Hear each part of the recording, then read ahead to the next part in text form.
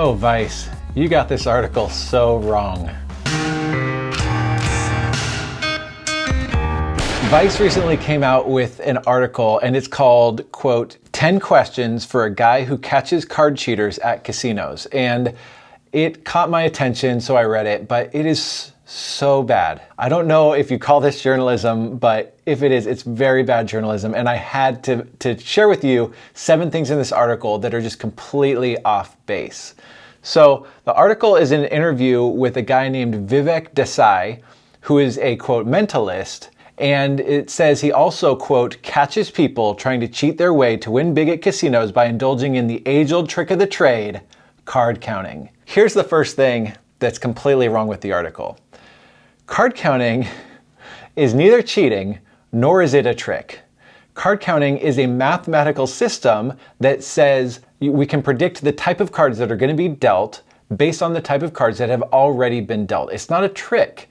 It's a system used to let the player know when they have the advantage and bet accordingly. It's also not cheating. This is like the most annoying and the oldest misconception about card counting. It's not cheating to use your brain. I know you're kind of an oddity if you're using your brain in a casino, but it's not cheating to use your brain. Everyone else wants to turn their brains off in the casino. We use our brains. Can't accuse us of cheating for thinking. We play in a way that beats the casinos. They can tell us they don't want us to play. They cannot tell us we're cheaters, and it's not a trick.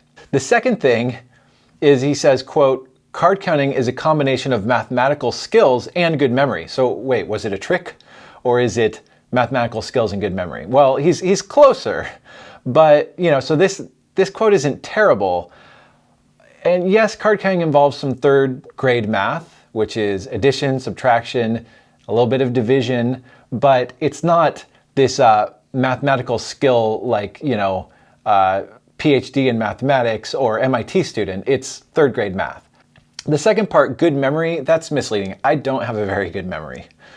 But with card counting, fortunately, you don't need to, remember every card in order that came out earlier in their shoe. All you have to do is keep this running tally of high cards versus low cards. I don't want to make it sound too simple because it's not simple, but it's not complicated. You keep a running tally of high cards versus low cards, and you're constantly updating that number. So your memory has to be, as long as the last time you updated what we call the running count.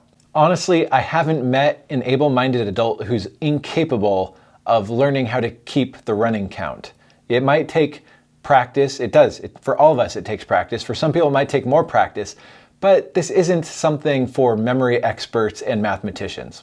The third thing that's wrong with this article is he says, quote, card counters work in teams.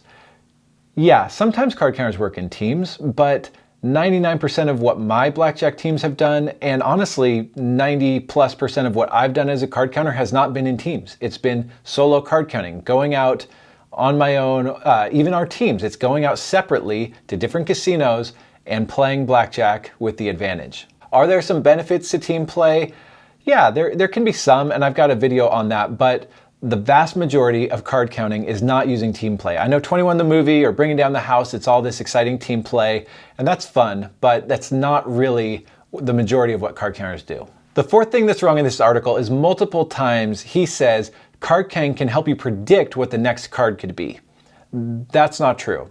What card counting does is tells you the ratio of high versus low cards that remain to be dealt.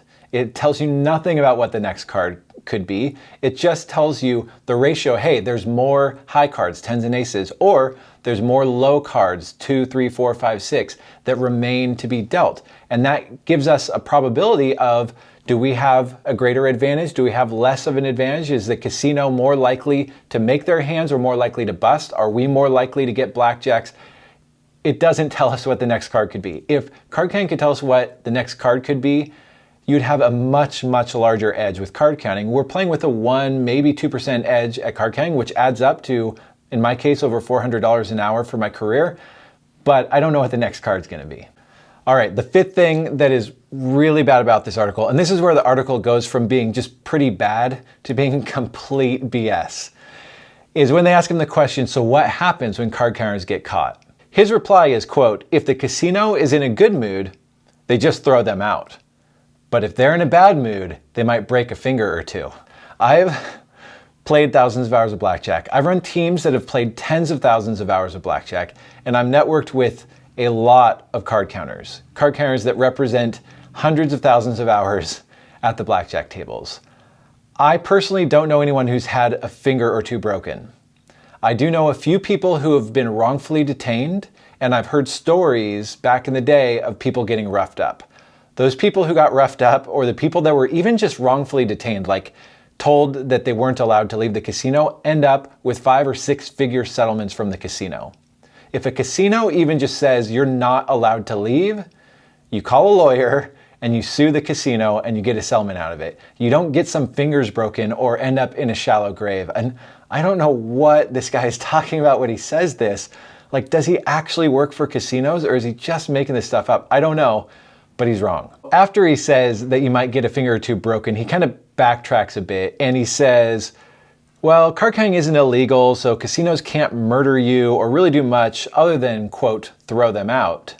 I don't even know what he means by throw. Yeah, they can say you're not welcome to play here. They're not gonna throw you out the door.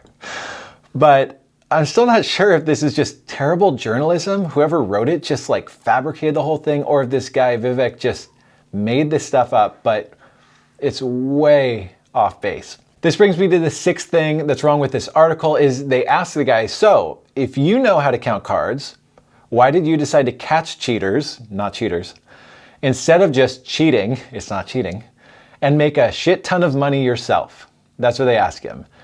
Well, again, it's not cheating to use your brain and play the game legally in the way that it's dealt to your advantage. There's nothing wrong with that. But then he follows it up with, quote, I'd like to stay alive, actually. So the reason that he says he doesn't count cards is because he doesn't want to get murdered for counting cards. He had just said casinos can't do anything other than throw you out. And he backtracked and admitted that card counting isn't actually cheating. But then he follows it up with, if you get caught a 3rd time, you might get your hands chopped off. I don't know what he's talking about. Is it legal or illegal? Are they only allowed to throw you out, or are they going to chop off your hands? He doesn't know. And I don't know anyone that's a card counter or advantage player that's worried about their hand getting chopped off. But Vice, you come talk to me. Let me know where you're getting this stuff. All right, this brings us to the 7th, the final thing that makes this article absolutely horrible is, in the end, Vivek admits that he cheats in cash games. So this guy Vivek wants to act like he's claiming the moral high ground here, working for the casinos to stop those people that are using their brains to win at blackjack, and then says, well, yeah, I don't want to be the bad guy and beat casinos, but if I'm playing with people, I'll cheat to take their money. Not only is this article such bad journalism, and it has so many things wrong, whoever this guy is they're interviewing doesn't know what he's talking about, and then doesn't even seem to have any moral compass.